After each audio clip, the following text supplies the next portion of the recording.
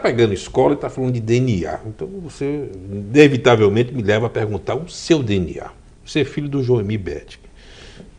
Credibilidade absoluta, respeitabilidade, jornalista, colega que nos orgulha. Eu fui da família Band durante muitos anos, na Band da Bahia. E o seu DNA? Como é que é ser filho do Joemir Betti? Olha, assim, muita gente... Eu já sofri muito por causa disso, fui muito estigmatizado. Hoje ele tem sido o pai do Panda, né? Não, longe disso. Mas eu fui muito estigmatizado. Eu já ouvi muitas vezes, você só está aí porque você é filho do homem. Então eu costumo dizer o seguinte, cada um sabe a alegria e a dor, né, do ser. Teve dor também, tem muito estigma, tem muito, você só conseguiu isso porque o teu pai te ajudou, tal. Ou isso obrigava você a se desdobrar, a ser mais competente ainda? Eu falava, então vou provar para os detratores que eu tenho garrafa para entregar. Uhum. É o que eu costumo dizer, assim, ser filho de alguém famoso não é necessariamente ruim. Uhum. Assim, talvez ser filho do Escadinha não fosse uma coisa tão fácil assim, mas ser filho de uma pessoa que é mais ou menos querida, respeitada, foi muito legal. Não me ajudou muito na aviação, é verdade. Talvez tivesse me ajudado mais se eu tivesse migrado, trabalhado eminentemente como jornalista, mas eu não tenho queixa nenhuma, não. O velho está firme e forte, ele é uma pessoa maravilhosa. Agora, seu pai serviu como um farol também para orientar o David Neuma com relação ao posicionamento da economia brasileira, o futuro da economia brasileira. Como é que foi receber na sua casa, aqui perto, o David para as conversas com seu pai e ele dando essa visão de horizonte, esse plano de voo para a Azul? Quando o David chegou dos Estados Unidos, antes dele se fixar aqui e o grupo de executivos que vieram, como eu estava te contando, a empresa funcionou 4 meses na minha casa mesmo. Eu já tinha um home office, eu já trabalhava, o meu escritório era na minha casa. Então o que eu fiz? Eu só coloquei mais água no feijão, chegava para a cozinheira e falava, Sil, você vai ter que fritar bife para 12 hoje, tá? Ela coçava a cabeça e metia a bronca na frigideira, a gente botava água no feijão e a gente foi crescendo. Teve um momento que tinha 25 pessoas trabalhando em casa, uma meio em cima da outra, tal, mas acontecia isso. E a minha casa é ao lado da casa do meu pai. Você só atravessa um gramado, não tem nem muro. Então, às vezes, no fim do dia, dava isso mesmo. Meu pai chegava lá e falava, como é que vocês estão hoje aí e tal, e fazia uma consultoria quase que informal para o David. O David falava, Joemir, como é que vai estar o dólar daqui 6 meses? Joemir, o que vai acontecer agora com a taxa do juro? Vai subir, vai descer? Então, a gente acabou fazendo uma empresa que teve esse começo meio familiar. É uma época que eu vou lembrar sempre com grande orgulho, com grande saudade, porque foi muito intenso. Eu tinha os meus 2 modelos, as 2 pessoas que eu mais admiro na vida, meu pai e o David, que continua sendo meu guru, e eu lá sentado, eu falava, não está acontecendo isso, eu me beliscava. Assim, eu falava, agora, depois da estreia da Azul, decolagem da Azul, você resolveu pegar um período sabático, pegar a família e ir para o Uruguai, desceu de carro, longe de celular, para poder botar... Foi muita informação, precisava ordenar, defragmentar o HD para poder ordenar tanta coisa importante que foi feita em período tão curto? Não, primeiro eu estou surpreso com a informação, como você está sabendo disso, mas o período sabático foram 2 semanas, quer dizer, também não é exatamente uma coisa tão longa.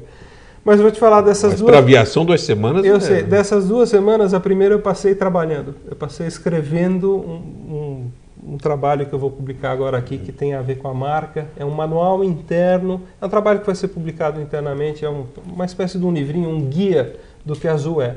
Então, dessas 2 semanas, uma eu fiquei no computador, o pessoal lá na praia, minha mulher me xingando, a filharada querendo jogar bola, e eu lá no laptop escrevendo isso que eu sabia que no dia a dia eu não tinha condição de escrever. Agora, o Uruguai, minha mulher é uruguaia, eu tenho essa relação lá com o Uruguai, com o sul do Brasil, eu digo que eu sou um paulistano, eu tentei me naturalizar gaúcho algumas vezes, não consegui, mas enfim, é uma relação afetiva que eu tenho lá com aquela região. Aliás, abrindo rapidamente o parênteses, o caso da Pluna lá está sendo interessante, é um case, eles estão voando com os Bombardiers, é um case interessante. Né? É um caso muito interessante. E muito copiado da Azul, eles têm tido uma certa... referência em termos de hub? Não te diria que é copiado, porque você vê que o modelo da Pluna precede o da Azul, né? Praticamente 1 ano.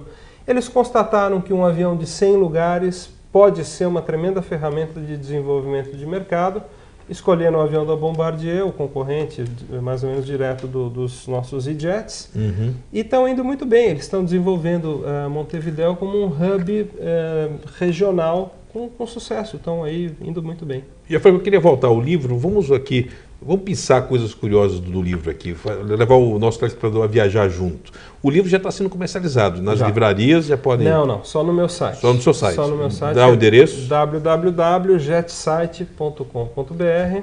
Está praticamente esgotado já, a tiragem foi relativamente pequena, ele vendeu muito rapidamente, mas a gente vai tentar partir para uma segunda edição.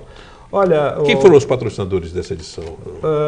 Eu mesmo banquei metade do investimento e a outra metade foi bancada, graças a Deus, e muito obrigado mais uma vez, pela PUC, pela editora da PUC Rio Grande do Sul, que acreditou no projeto e financiou metade dele. Eu tentei buscar empresas interessadas em patrocinar, a gente não teve êxito, então eu tive que...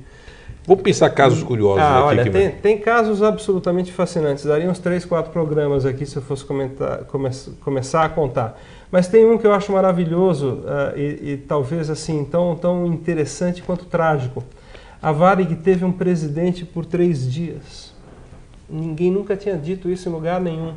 Ele assumiu numa quinta-feira e morreu sábado num acidente aéreo, que é o Érico de Assis Brasil. Essa história está contada inteirinha, e eu não vou dar mais detalhes, mas ele morreu num acidente aéreo e atrás dele, no mesmo aviãozinho que ele voava lá em cima de Porto Alegre, tinha um guri, um garoto de 16 anos, que anos mais tarde viria a se casar com a filha do Rubem Berta, e quem tirou esse guri do avião caído lá no meio de um pasto foi o próprio Rubem Berta.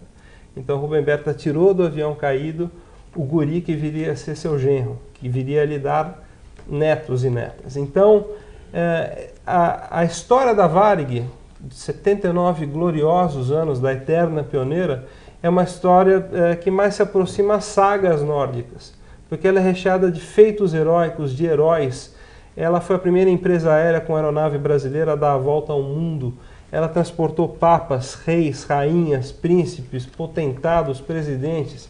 Ela elevou o nome da aviação comercial brasileira a um patamar que jamais voltaremos provavelmente a ter, porque ela tinha uma combinação de classe, educação, elegância e esse DNA teuto-gaúcho de excelência, de precisão, de seriedade operacional, que hoje a gente resgata aqui na Azul, mas que foi o cerne que constituiu a base não apenas do crescimento, como do sucesso da Varig. Se você pensar, esse bando aquela gauchada saiu nos anos 50, uma turma sem muita instrução, sem muito refinamento, né? Aquela gauchada que veio do interior, saiu de Bagé, e em menos de uma década depois, eles saíram, em 54, eles começaram a planejar a rota para Nova York, em 55 inauguraram, em 65 os aviões saíam de Bagé a Beirute. A Varig voava em menos de 10 anos para a América do Norte, América Central, Europa, África e Oriente Médio. Ou seja, essa explosão, essa decolagem impetuosa da Varig em menos de 10 anos, essa expansão internacional, se fez com um binômio de qualidade que a Varig tinha para dar e vender, e essa seriedade, essa coisa germânica, teutônica mesmo, de ficar em cima. Você vê o que o seu Berta fez com os funcionários, treinando esse pessoal, exigindo... A própria concepção original da fundação era algo de vanguarda, né? Era, completamente. Baseada na encíclica Rerum Novarum, assim, quer dizer, o Berta era um cara absolutamente excepcional.